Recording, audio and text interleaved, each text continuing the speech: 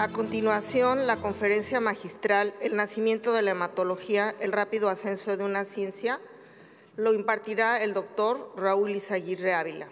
Doctor. Buenas tardes a todos ustedes.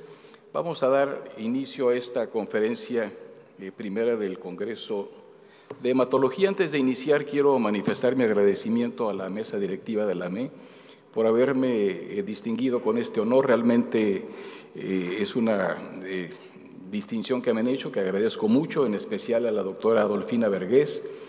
Muchas gracias, doctora, por haberme permitido dar esta conferencia. Quiero reiterar la seguridad de mi más alta estima y de mi amistad. Vamos a hablar brevemente una visión panorámica del nacimiento de nuestra especialidad. Creo que tenemos una especialidad fabulosa, como voy a comentar al final también de esta sesión, algunos conceptos sobre lo que somos los hematólogos, pero realmente la he enfocado desde un punto de vista totalmente histórico en sus inicios. Como muchas de las especialidades médicas actuales, ha tenido un rápido desarrollo. En menos de 2 siglos, prácticamente en un periodo de 150 años, el conocimiento se ha acumulado de una manera vertiginosa. Tal vez en los últimos 50 años se ha avanzado más en conocimiento que en los 2000 años anteriores. Y nuestra especialidad está íntimamente ligada al inicio del microscopio, por supuesto, al inicio de las lentes de aumento, que ya desde el siglo XVI varios científicos habían visto la posibilidad de magnificar los objetos a través de ese tipo de lentes. Surgieron casi a la par de la invención del telescopio por Galileo.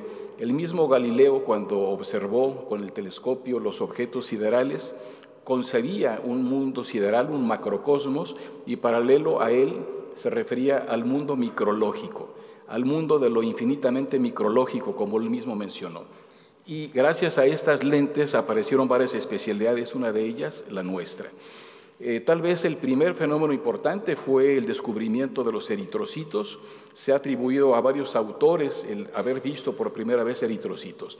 En una carta que mandó Marcello Malpighi a Giovanni Alfonso Borelli, 2 de los más grandes científicos italianos del siglo XVII, Malpighi cambia completamente el concepto de sangre, que hasta entonces era uno de los 4 humores fundamentales, y se consideraba que era una sustancia más como la pituita o flema, la bilis amarilla o la bilis negra.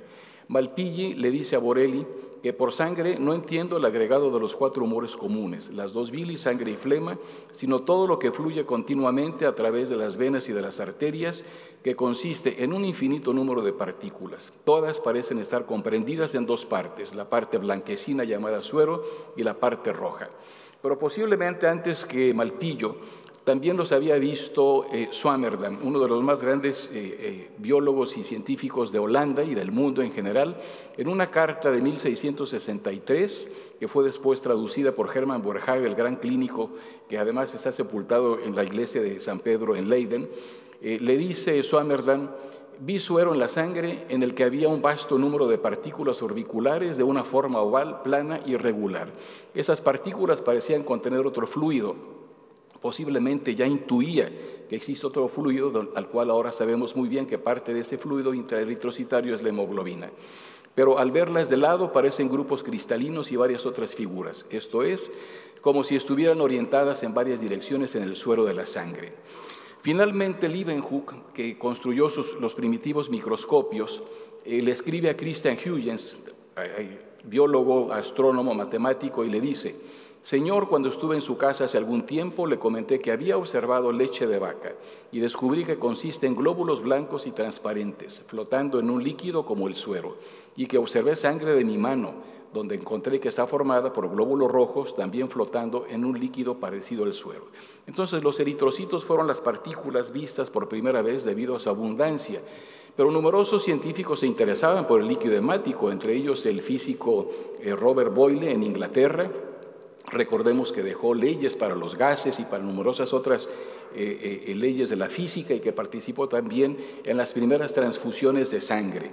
Él publicó un libro sobre la historia natural de la sangre en el año de 1654.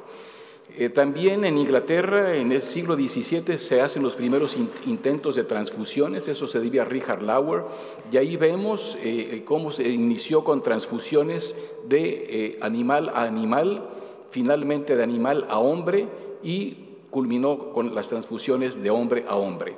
Pero en lo que se refiere a nuestra especialidad, la primera vez que se menciona la palabra hematología como tal es en un tiempo bien remoto. Eso se menciona apenas en el año de 1743.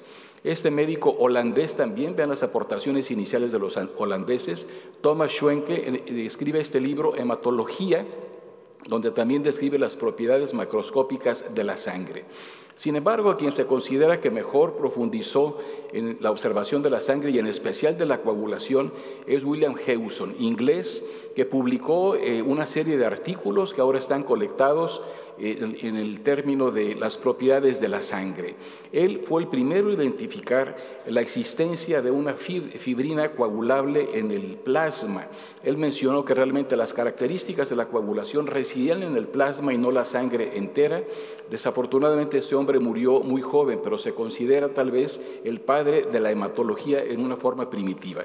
Hizo descripciones también del sistema linfático y de los vasos linfáticos. La etapa clínica puede situarse ya en el siglo XIX. Recordemos que el siglo XVII fue el siglo de la anatomía, el siglo XVIII fue el siglo de la fisiología y los fines del siglo XVIII y principios del XIX aparecen los grandes clínicos, sobre todo en Francia, las grandes escuelas de clínica francesa. Este médico y patólogo Gabriel Andral publicó también tratados sobre la sangre.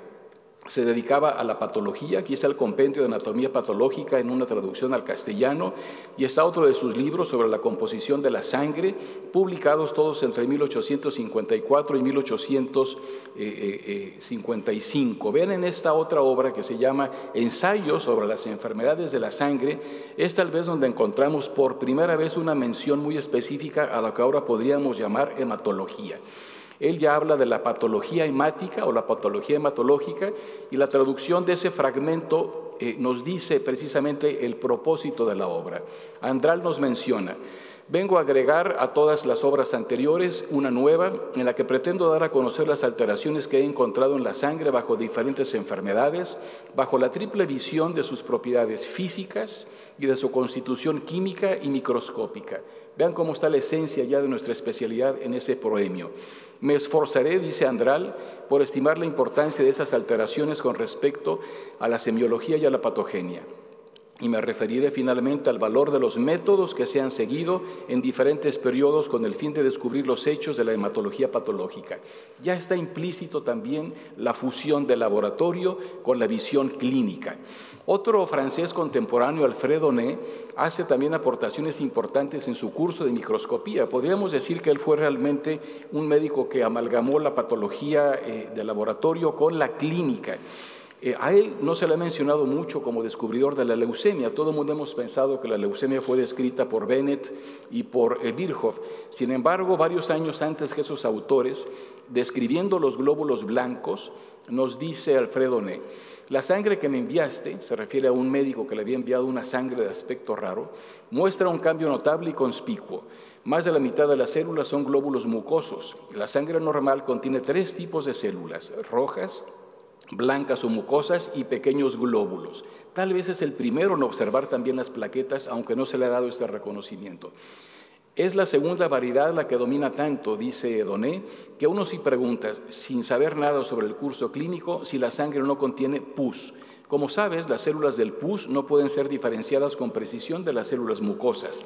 Yo creo que el exceso de células blancas se debe a la detención de la maduración de la sangre, a la detención del desarrollo de células intermedias. Entonces ahí está simultáneamente la descripción de los leucocitos, pero también de la leucemia. Para 1868 en Alemania empiezan también estudios y este es uno de los países que más aportaciones han hecho en nuestra especialidad. Ernest Newman, médico y patólogo de Königsberg, fue el que situó por estudios microscópicos el origen de la sangre en la médula ósea. Ustedes saben que hasta entonces se pensaba que la sangre era de origen hepático. Aún predominaban muchas de las teorías de Galeno en el sentido de que el hígado era el principal sitio de producción de sangre, aún en el adulto. Newman desmintió las teorías galénicas y pudo demostrar ya con microscopios mejorados en el siglo XIX que realmente es ahí donde aparecen las células de la sangre. Esta es la portada original en alemán de su artículo publicado en 1868 titulado Sobre la importancia de la médula ósea para la producción de sangre. Es también una de las raíces de nuestra hematología moderna y por supuesto los alemanes que todo lo miden, todo lo cuantifican, todo lo pesan, todo lo ordenan, empezaron a hacer conteos de estas partículas. Uno de los primeros fue Carl Bildorf, quien en la década de 1850 diseñó equipos y pensó en hacer diluciones con diferentes tipos de líquidos parecidos a lo que ahora podríamos llamar solución fisiológica para hacer conteos de partículas. En eso se basaban en las diluciones y en las reglas matemáticas para poder transformar mínimas cuentas en el laboratorio a lo que se suponía existía en vida. Otro de los eventos importantes, tal vez en los orígenes de la hematología, fue la descripción de la anemia perniciosa.